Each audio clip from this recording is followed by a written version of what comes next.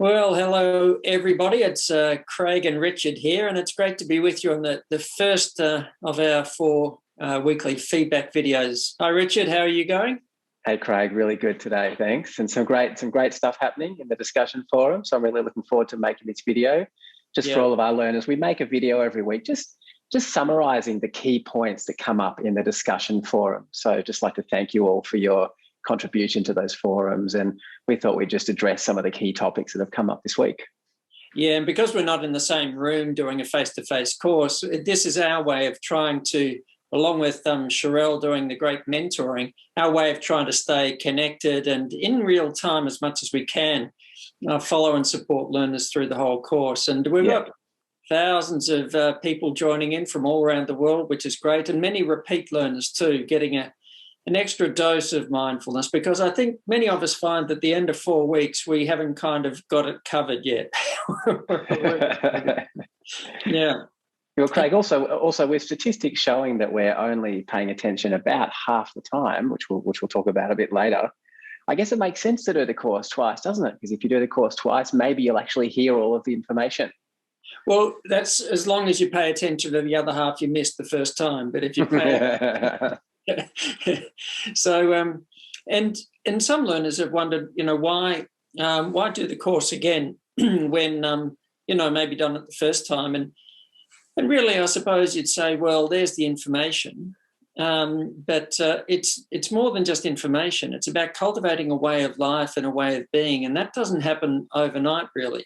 And it'd be like, say, oh, well, look, I went to a piano lesson. Why do you have to go back and do a second one? It's like, it takes a while to learn the skill, as many of us will find out. I remember when the Dalai Lama said, after 30 years, I was starting to get the hang of it. I give consolation, I suppose, for the rest of us.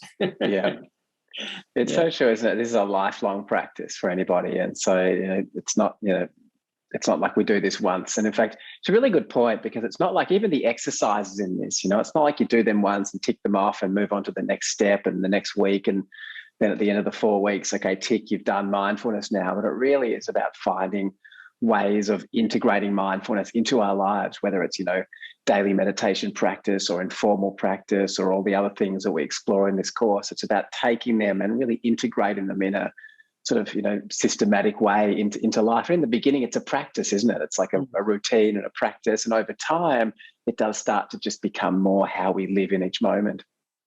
Yeah, and if somebody said, oh, well, mindfulness, just be present, have an accepting and open attitude to the present moment. So, oh, well, that's okay. I've got an intellectual understanding. But when you start to practice it, you realise how much of the time I'm not present. Yeah. And that's the rub.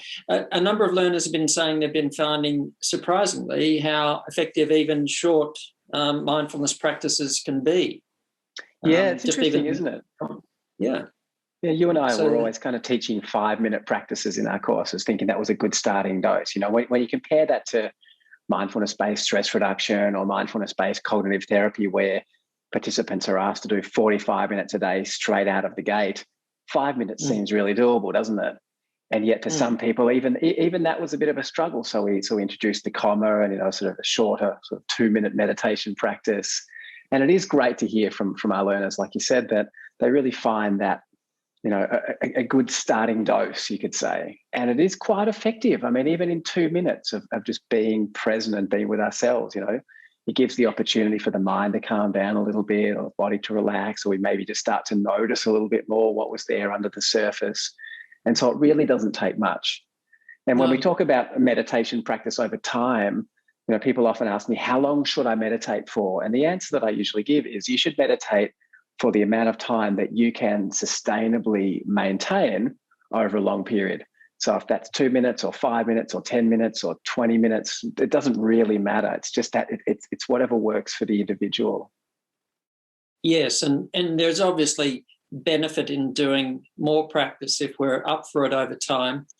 But the level of need that people have, when they're dealing with recurrent depression or major chronic pain that might drive them to do 45 minutes is not necessarily the same for people who are just coming in and just interested to, deal with day-to-day stresses and or focus more on work or study or something else, that level of motivation to do a 45-minute practice is not necessarily there. But we can start from where we are. Yeah. And any step we take in that direction, of course, to being more mindful is a step in the right direction. But it takes time. A number of learners were saying also that interested to see they didn't have to stop thoughts or get rid of thoughts. Yeah. I'm glad they're picking up on that. That's one of the biggest misconceptions, isn't it, Craig? Early on in a mindfulness practice, a lot of people think, oh, meditation means blanking out the mind. And of course you fail at that. And then you think that either you're getting it wrong or it doesn't work, and it's really not the point. So it's great to see that they're realizing, you know what? Not about stopping thoughts. The mind, the brain's an organ, like the heart pumps blood and the lungs breathe and the brain thinks. It's what it does. You can't stop it. All we can do is learn to notice when we've gotten lost in thinking so that we can come back to the senses and back to the present moment. And that's really the point. And it really frees us up, doesn't it? For the learners out there that are starting to get that, it's like, oh, okay, so the mind's going to keep thinking, but I don't have to get so lost in my thoughts. Don't have to stop them, but I don't have to indulge them. Yeah. And suddenly there's a freedom that comes with that, free from thoughts rather than sort of getting rid of them. Yeah. And if we're conscious and aware sitting on a train platform, we get to make a discerning decision about which train to get on and which one to let come and go. But if we're not mindful, we get on every old... jump on the wrong train. Goes through the station. How did I wind up here? And end of the line somewhere. Yeah, there are occasional thoughts that are worth giving attention to. Not very many in my experience, but occasionally we have a useful thought. And if we're mindful, we can engage with the ones that we want to or need to, or creative or inspirational or something else. Yeah. We can just let the others just come and go through the station without being moved by them. It's not so much the problem with thoughts there, it's the getting moved, getting caught up in it, getting on that train and unconsciously and habitually that causes so many of the problems. That's correct. Yeah, that's right. Another really good question about the difference between mindfulness and meditation. So I guess that's an important distinction to make. Not sure there really is a difference necessarily, but mindfulness is not just the meditation. That's correct, yeah. I'd sort of agree with that. I mean, I guess, look, we can think about mindfulness as being present. And that can be done sitting in a chair with your eyes closed. And it can be done in the other 23 hours and 50 minutes a day as you drive to work and pick up the kids and cook dinner and, hang out with friends and do your hobbies and clean up. And I mean, so mindfulness is that it's being present in every single moment. Yes. And the meditation's a great way of training that habit, because we do sit down, usually sitting for a period of time, maybe close the eyes, do that formal meditation practice. And that the neuroscience studies show that massed practice, that intensive period of practice, that's what creates the most neuroplastic brain change, which then supports us being mindful in the rest of the day. But you could turn that around and say that, being mindful throughout the day, it means that when we do sit down and meditate, the mind's not racing all over the place. It's much easier to contain it. So they really go together, don't they? Yeah, it's a little bit like saying, oh, what's physical activity, Well, it's going to the gym or, going for a run in the morning, but that's not just physical activity, because walking for the train or taking the stairs at work and so on, that's also physical activity. But that burst as something more intensive in the morning, for example, really stands us in good stead as far as our fitness is concerned. And it's a little bit like that. I think that, it's not just the time spent at the gym, that's physical activity. We can be active anytime, but if we can bring that sort of level of mindfulness into the whole of our life, it's so much more useful. Yeah, There's been questions too about noticing in that Harvard statistic about 46.9%. To be exact. Only 46.7% of the time we're distracted. It's a pretty precise figure. I think it's probably a little bit rubbery, but it's hard to assess. But we certainly do notice that we're distracted a lot of the time. Whether we're more distracted now, I think by any measure, and there's some interesting stats, and people like Microsoft follow it very closely, that attention spans have been dropping in recent times, especially the overuse and misuse of technology is having an impact. And it would be hard to know historically, or, Indigenous cultures, for example, thousands of years ago, were they more mindful or less? My hunch is that they'd be very mindful, very connected and present in the environment, less things to worry about that we often find to worry about. Things were much more immediate and so on. But But that's just supposing, because we don't have people with stats going back thousands of years to sort of say and measure these things reliably. But by any measure, it seems that we're getting more distracted in this modern world in various ways. And so we're probably not surprising to see the rise of mindfulness as an antidote to that. I think so, yeah, because we need it more than ever. I mean, distraction, as you said, is increasing, as is stress. And in fact, that was another question from our learners. Has stress increased over the last 10 to 20 years, not just because of COVID, but more generally?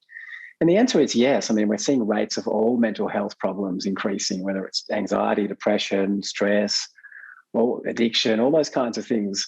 And I mean, we are getting better at identifying them and more sort of able to talk about them. There's greater sort of psychological sort of literacy and understanding, so we can diagnose them better, and that accounts for some of that. But it does seem like those rates are actually increasing, and we're seeing it in younger and younger people and, you know, all the cultures of the world now. So definitely there's something about the modern world that's increasing the amount of stress. And of course, you know, there are lots of pressures and, you know, digital technology and all those kinds of, you know, existential threats to our existence. But also it has a lot to do with that mind wandering, because as we get more and more distracted and caught up in unhelpful, sort of unpleasant thinking, that does lead to things like stress and anxiety, which we're going to explore in much more depth in this course as well. Yeah, say the Holmes and Ray scale, which was developed decades ago, and looking at the amount of stress that people experience in their day-to-day life. And when they administered that questionnaire to similar populations of people over a few decades, they found the levels of stress that people reported from their day-to-day life were increasing. People were getting more stressed over things that they would have been less stressed over years ago. You know, like a red light these days while you're trying to get to work on time pressured sort of situations, more stressful than it might have been 40 or 50 years ago. Oh, that's really interesting. Yeah. So we seem to be getting stressed over perhaps more things more often. There's also some interesting questions about should I let my mind wander during mundane tasks and, while commuting or something else, or washing the dishes. And in a sense, we're not here to sort of say, got to do this or shouldn't do that. But this whole process of developing mindfulness is about a kind of an inquiry for us to be better at seeing for ourselves what's going on when the mind is wandering while doing mundane tasks. What is the cost of that? Does it come with a cost? What's the benefit of in mundane tasks just being mindful, just being present? Because it's not for us to say what somebody should or shouldn't do, but for us to make more informed decisions for ourselves through awareness, through consciously examining these things. So that we say, well, wait a sec, maybe there are costs I hadn't noticed, or maybe there are benefits I hadn't noticed. So, yeah, I don't want people to take any of this as prescriptive, but this is really to cultivate curiosity, to explore and experiment. So we're making our own informed decisions, not just because a couple of guys sitting somewhere said, should do this and we've got to pay attention to the dishes. Well, I don't know, we don't have to, but at least we can start to notice, well, what comes with the mind working and churning all the time, overthinking things. Is a lot of what I'm calling planning and preparation, just the mind worrying, pretending to be useful, So we've got to look at this for ourselves.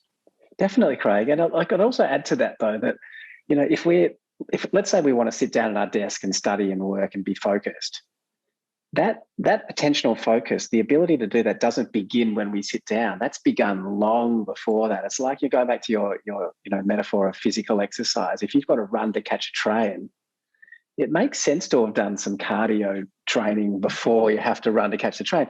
And it's the same thing if we're just constantly doing all these sort of mundane tasks, listening to something else or watching TV or distracted and not paying attention. We're cultivating this sense of we're sort of practicing being physically in one place and mentally somewhere else. And then we sit down where we do actually have to focus. And suddenly we notice, whoa, why doesn't my mind just magically stay where I want it to be? And maybe that actually began in the morning when we got up and jumped in the shower and started to think about our day, or when we were eating our breakfast and watching the news, or when we were doing one thing while thinking about something else. And perhaps if the more we have our body and our mind in the same place at the same time, maybe the easier it will be to pay attention when we want to pay attention. Yeah. I can remember, this is quite some years ago, and it was the night before I was giving the first keynote address and I'd ever given at a conference, and public speaking. And I was washing the dishes one night. And as I was washing the glasses and the dish mop and putting them across, and I was feeling a bit nervous and a little bit queasy in the stomach, and I was going to be giving a talk on stress management and mindfulness, and I was just thinking, I hope I'm in the present moment tomorrow. And all of a sudden I had this moment of awareness and I saw what was happening. I was so worried about being in the present moment tomorrow. And all of a sudden it was... The irony of that hits you. Yeah, it's just like, what? It's like, if I want to have a better chance of being in the present moment tomorrow, I should practice being in the present moment, which meant pay attention to the dish mop, the glass, just be in touch. So all of a sudden felt the water, the glass, the dish mop, there's some popping sounds of the suds and so on. And as I was doing that, a few things happened. Firstly, the dishes got washed a whole lot better, which was useful in the first place. But the second thing was I noticed a few moments later that whole stress response switched itself off. Not because I was trying to relax, but just because I just reorientated myself back to the present moment. But that's just a simple experience but we need to examine what's going on for ourselves, because not to go with the assumptions that the mind might be making, which just keeps habitual patterns of thought in place. There may be things to discover even in simple moments. Definitely, Craig. I think that's a really good point. The last question that came up was, someone asking about, looks like maybe a doctor or or a health professional saying is, can we be overly focused? I get so involved with my patients, I lose track of time and keep the others waiting, which doesn't really work out very well. I feel like I'm being too present. So this perhaps speaks to the difference between concentration and mindfulness. Staying completely focused, being in flow, in the zone, concentrated on one thing is part of what mindfulness is, but also an awareness of what's happening around us and what else needs to be done and where our attention needs to be in any moment. That's the sort of the full picture of mindfulness. So if we are just single-pointedly focused on something, at times that might be very useful, but at times we also want to kind of zoom out a little bit and think, well, I'm very focused on this patient here or this person, but what else needs to be done around me? Yeah. And when we can flexibly move our attention between that really sort of laser-pointed concentration and sort of more global awareness, that's when we really sort of start to get what mindfulness is. Yeah, that sort of situational awareness.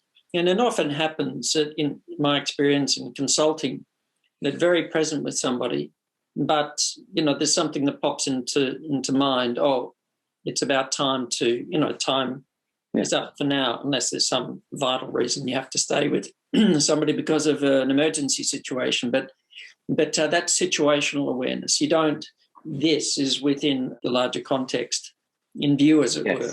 And, so a very interesting question. I'd be interested to hear learners' further reflections about these kinds of topics over coming weeks. Yeah, me too. All right. Well, that's about time, all we've got time for this week, Richard. So next really great week coming up next week, yeah. Yeah, mindful stress reduction and cultivating gentleness and curiosity and mindfulness in mundane activities, everyday activities. So, and it'd be good for learners to reflect on what's gone on week one. Sherelle will be moving on to week 2 on Monday next week. So very useful if learners could kind of stay in step with the whole group and with Sherelle as well, and not rush on too quickly. We want to consolidate each step along the way. Yeah, wonderful. All right. Well, thanks, everybody. We'll look forward to seeing you next week. And between now and then, have a very mindful week. Happy practicing.